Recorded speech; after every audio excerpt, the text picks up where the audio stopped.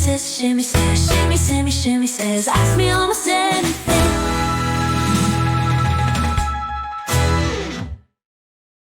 Hey guys, it's Shimmy. And you know what? I'm joined again. I'm going to have to start paying him to come if he keeps coming like this. I'm joined again by my friend Dan O'Brien, COO, President of Futurum, because this is something right in his wheelhouse today, what I want to talk about. And what do I want to talk about? I'll tell you what I want to talk about. Is any company worth 5 trillion? That's trillion with a T dollars. It's crazy when you think about it. I remember when I think it was Apple was the first $1 trillion company, and that was a little, people were like, my God, we have a $1 trillion company. And that couldn't have been more than 2-3 years ago. And here we are at $5 trillion. It's a crazy amount of numbers, or it's a crazy number. As I've heard it explained on some of the TV news shows, that's not a number, it's a mood, right? And I think that's true. It captures the mood, this feeding frenzy, maybe some may call irrational exuberance around AI.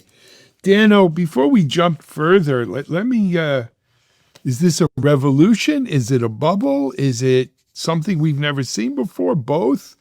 What's your take? A $5 trillion company? I'd lean almost to revolution. I mean, it's certainly, a fairly monopolistic player, at the forefront of one of the greatest, secular growth trends we've seen in the tech market in a long time. Do the numbers justify it? You look at consensus over the next few years and, let's put a little hedge on consensus too, right? I think, Jensen just raised the next, quarter to 4 quarters by 15 to 20% at the GTC event this week, right? So, Wall Street has a habit of underestimating these things, and that gets corrected as time passes as well.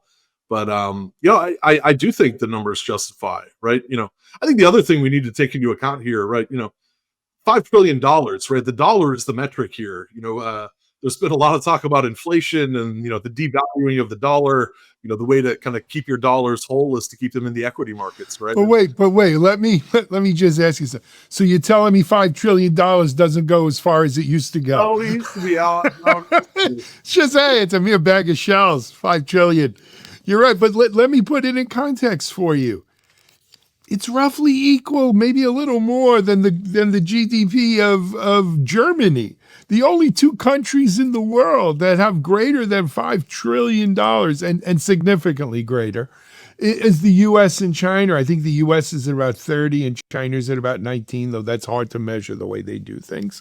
And NVIDIA knows no geographic bounds, right? And it's not a nation state. But when you have a company that is on par with the leading nation states in the world, one has to ask themselves, are we all destined to work in the NVIDIA company town, right? That was something from the early industrial revolution, right? Carnegie's and the Vanderbilts and these people, they would build towns where all their workers lived and worked and died and, did their thing. I'm not sure we're going to live in the NVIDIA worker town, but, will we live and work in a place where the NVIDIA ecosystem is driving and is enabled? Very, very well could be the place, right? Any white collar work, as NVIDIA says, they're in the intelligence business, right? So anywhere where intelligence is going to be deployed, they're in that space. And, we got to talk about this relative to the valuation, but, physical AI, robotics, right? As the robot revolution happens here, I think that will start to touch all our lives in the next few years. Well, so to me, it's not just the robotics or physical AI, as some people call it. It's quantum too. So you take that triumvirate of AI, quantum, robotics. That I think does initiate whatever, I don't know, are we at the 4th industrial revolution or the 5th industrial revolution? That does ignite the 5th industrial revolution, and I think it'll be the biggest change that we've seen in humanity, maybe since fire. Right? I mean, it's big. But, certainly the street is obsessed. I live in Boca Raton. It's a land of stockbrokers. I can't go to dinner. I can't even go to the gas station without hearing people talking about, NVIDIA, the market, and stuff like this. Why is the street so in love with NVIDIA, Dan? Well, it's obviously been an amazing story on its own. But you look at, the lift it's giving to companies across the economy and across the supply chain. It's kind of the beginning of the momentum on this flywheel that's really driving the macro economy right now, right? So everything from turbines to concrete to, cables, raw materials. You've seen the entire semiconductor capital equipment landscape, the fabs, the memory companies, it's really touching an enormous part of the economy.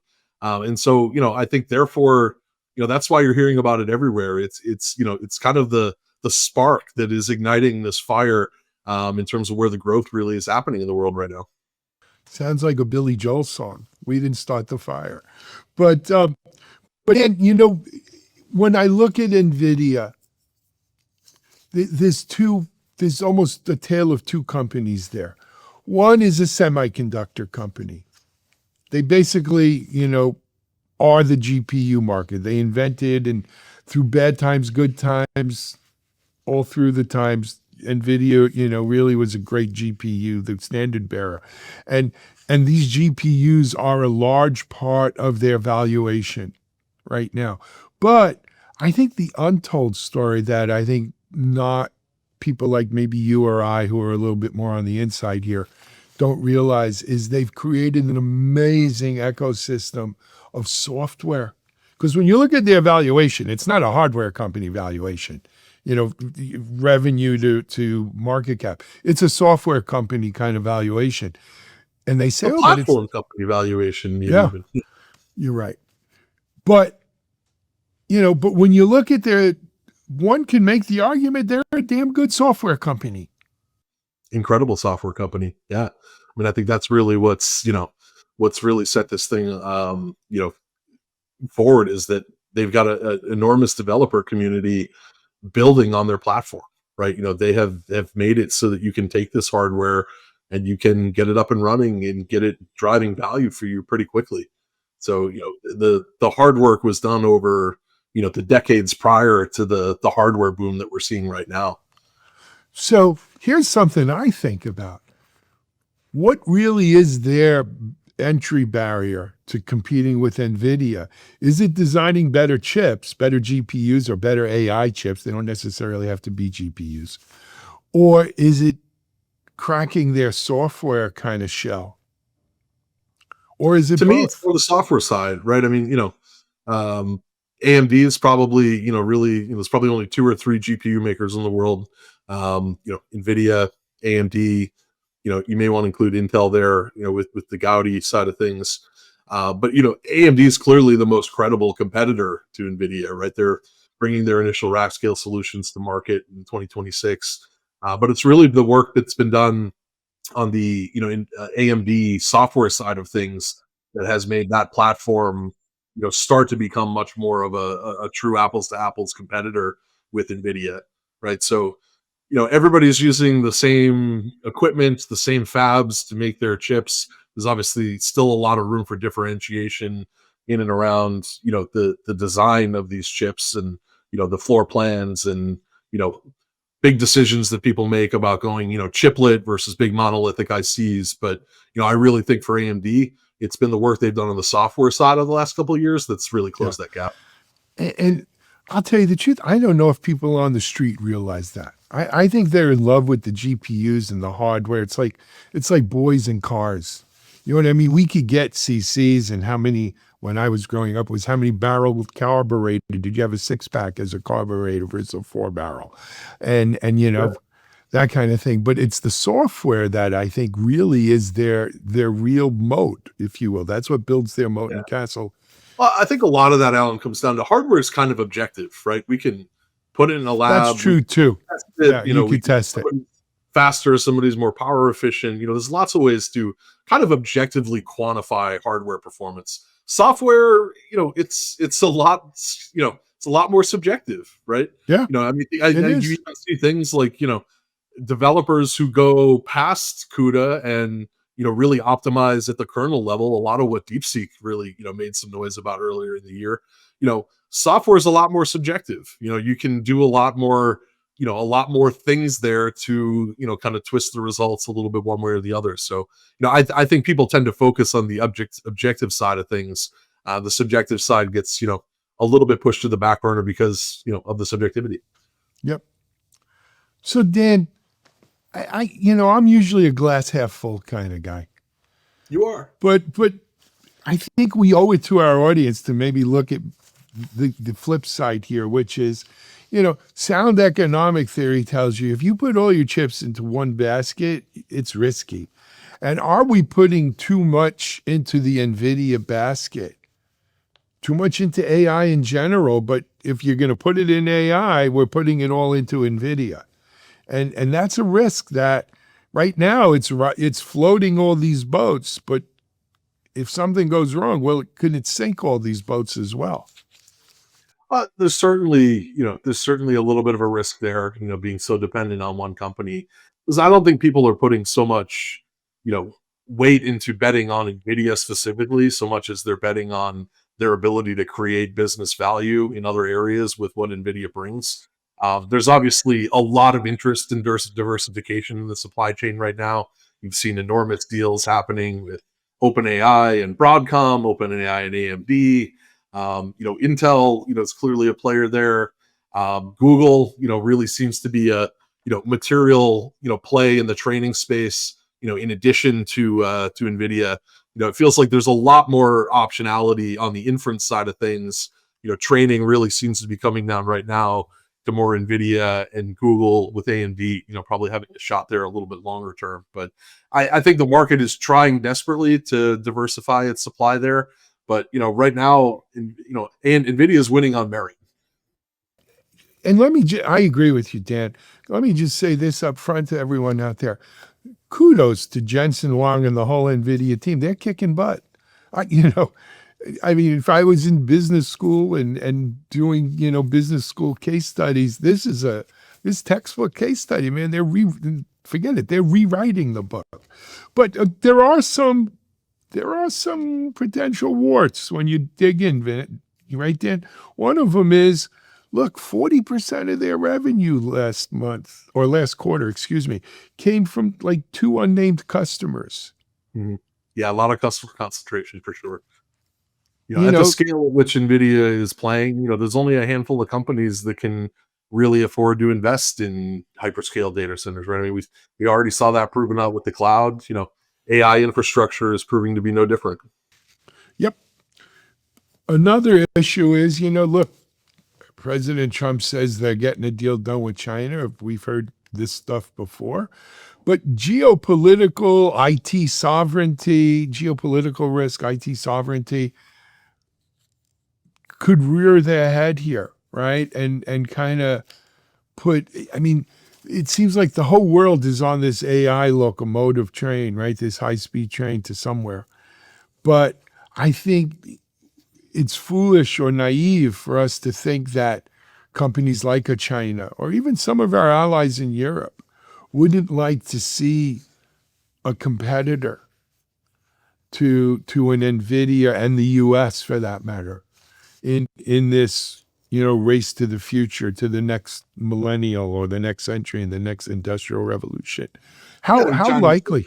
Shy about that, and they've really done everything they can to boost and prop up Huawei as kind of their national champion on this side. But China has an intense demand for NVIDIA stuff as well, right? I do think that ultimately, through all the trade negotiations, that they will work something out there, and it'll probably still be a performance limited NVIDIA solution that comes over. But I do think that China is upside for NVIDIA, as the market kind of views them right now. Absolutely. So I think there's a balancing act there that you're walking a tight wire with no net. If you make it too hard for China to get the chips they need and of a sufficient quantity and quality, then you're spurring them to do their own research and come up with alternatives. Yeah, constraint-based thinking is a powerful thing. I think it's necessity's the mother of invention, right? Absolutely. On the other hand, if you give it to them, well, then there's strategic implications at play there. And you got to worry about reverse engineering and all of that kind of stuff. I think you So, used the right analogy. They're really walking the tightrope, and I think they'll yeah, probably try to give them enough that the internal efforts are somewhat slowed down. the next thing you mentioned, look, they are intrinsically linked to concrete, cement manufacture, turbine, energy production, construction, cooling, water resources. All of this is fueling. I think it's J.P. Morgan. One of the banks came out and said we're going to spend about $2.8 trillion on data center in the next couple of years, right? And NVIDIA will get a decent chunk of that as the CPU or GP, as the semi of choice. Forget what it's called. But things could go south there too. You could have political change. You could have the NIMBY, movement. And this is something that I've thought about. What happens if, and this has happened in the past, what happens if this whole AI thing just doesn't happen as fast as we think it's going to happen? The repercussions here are big. I think they are. Yeah. I mean, I look at it as, we are somewhat constrained for the next few years, and it's, kind of different constraints at different points in time in terms of just how quickly we can build out. Right. I think at a time, there was, kind of raw wafer shortages, then it was more the packaging, then it was more the high bandwidth memory. I think really energy has moved to the forefront as the limiting factor now. And so, there's a lot of these big commitments being made that play out over a number of years, but our ability to actually build out is somewhat constrained. And so in the short term, I do see that supply demand imbalance continuing. And, in theory, the supply should continue to outstrip the demand. I do think that somewhat naturally limits how far we can overshoot, in that, if we get a few years down the road and the demand side starts to wane a bit, we won't have put all the supply that we're talking about actually in place yet. And so, do we get pushouts? Do we get cancellations? As you get into the later part of the decade, maybe. And, obviously, that would take some wind out of the sails of the whole movement here. But, in the next couple of years, I don't think there's a huge risk of that. I don't necessarily disagree. You mentioned Broadcom and inference. And I think that is something, again, for those of you who aren't living this day to day, Dan said it before, we use the NVIDIA chips and then Google and then AMD for training, which in the beginning of this AI revolution and generative AI, that's where the action was, right? The data scientists building the LLMs, training off the LLMs, building the AIs, training. As we move into the use of AI, we'll see more and more inference taking place. And that's a different computational load. And companies like Broadcom, right? Different optimization there. Yep. Broadcom is probably one of the leaders, if not the leader in the world when it comes to the kinds of chips we're using for inferencing.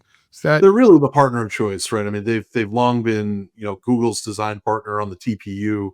We see them winning, kind of really most of the battle, for companies that really want to build their own silicon. And this is largely a hyperscaler, trend. You're seeing OpenAI, Meta, Google, AWS, Microsoft, et cetera, all get interested in building their own chips. And Broadcom's not working with all of them, but they're working with the majority of them.